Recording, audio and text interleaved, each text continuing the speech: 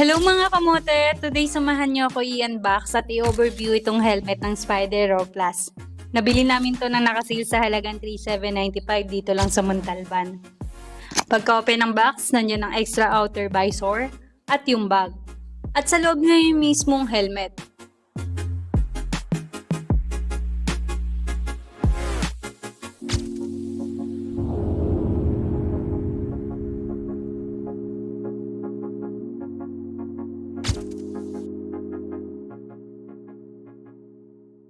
Sa harapan, makikita natin ang air intake. Ito yung outer visor, mahaba yung handle niya pag bubuksan at isasara mo. Kaya good siya sa akin. Logo ng brand, so unahan din makikita. Ito naman yung breath guard o breath deflector. Iwas dal si Klaway ito pag may kausap ka. Charis lang mga kamote. Ang breath guard ay pang prevent sa pag ng ating outer visor. Para pag huminga ka, hindi direct sa mismong visor. Ito naman yung inner visor control. Instant shade ang atake nito.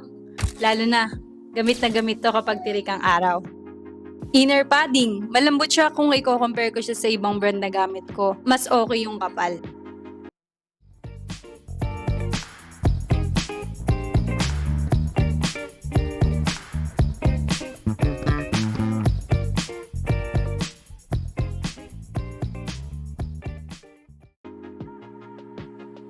Isa din sa nagustuhan ko dito, naka-quick release na yung lock niya.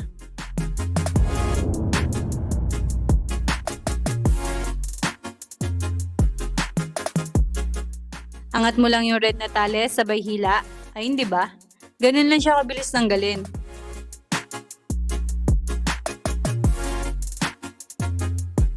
Ito naman yung chin guard pang protection sa baba natin. Dito naman sa taas, meron ding air intake.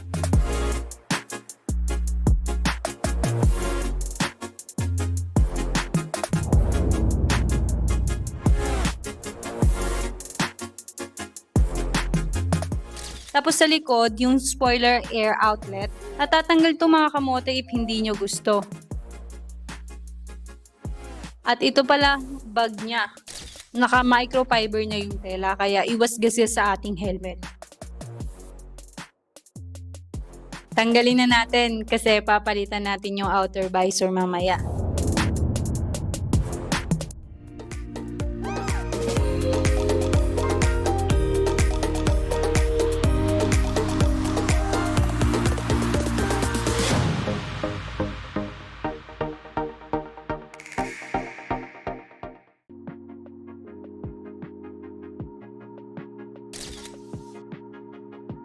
Ayan, nakabit na natin ang clear outer visor para mas komportable lalo kapag sa gabi bumiyahe.